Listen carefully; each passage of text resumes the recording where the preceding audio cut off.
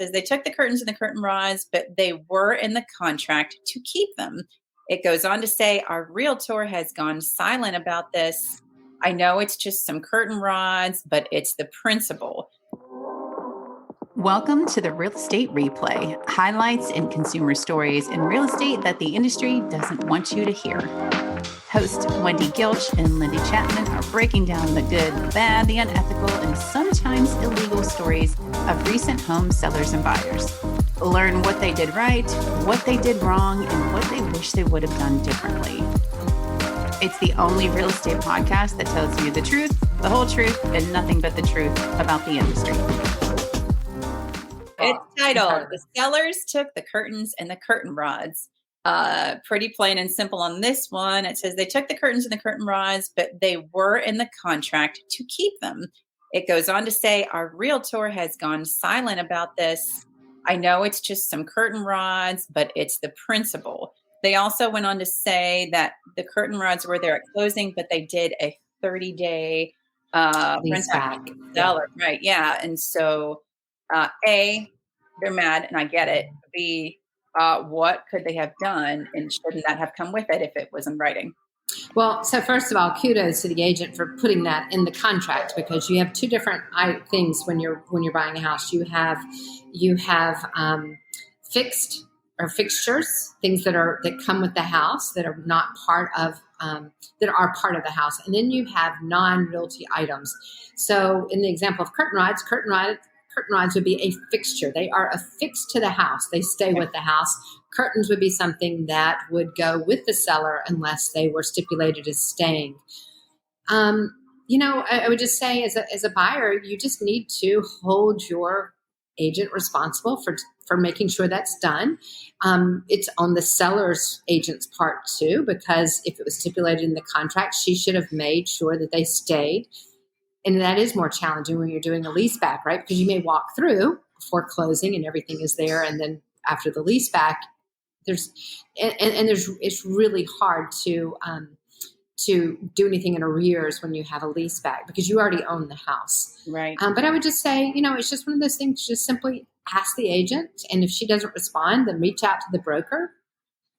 It's not a big deal, right? Probably not a whole lot of money, but you still now you've got to go out and not only find the curtain rods, buy the curtains, you've got to find somebody to put them up. And you've got so many other things you're dealing with.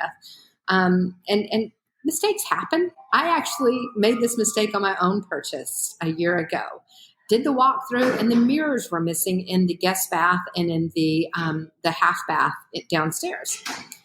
And so I asked the clients, because they were there, the sellers, and I said, where are the mirrors? And they said, we don't know. They must have gotten packed up accidentally. We'll get them to you after closing. So I trusted, but I didn't verify. And after closing, I call them and I'm like, hey, have you unpacked yet? Do you have the mirrors? They're like, we don't have the mirrors. We don't know where they are. Well, at that point, I have no recourse because I'm the real estate agent. Now, I did call the other real estate agent and go, do you have any idea what happened to them? Were they part of staging, whatever? And he's done at that point. Right. If I had been the client and I'd had another real estate agent beside myself, I would have asked that agent, hey, look, you told me to trust but you didn't verify. So will you split that cost with the seller's agent? I mean, this is just something they are expected to be left. I wouldn't even expect that to be written in the contract that the mirrors in the bathroom come with the house. The mirrors in the bathroom come with the house. The mirror in the living room may not come with the house, but the mirrors in the bathroom do.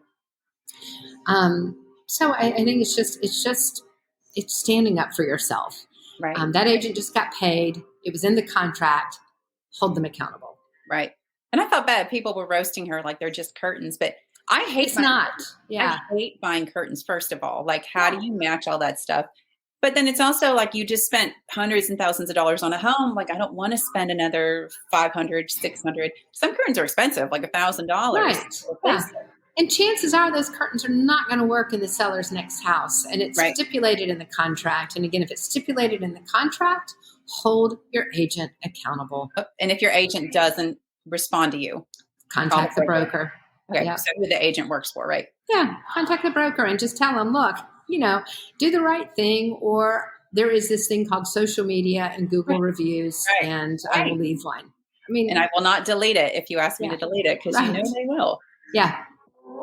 Want to share your experience with us? Drop by therealestatereplay.com and submit your story or even ask us a question.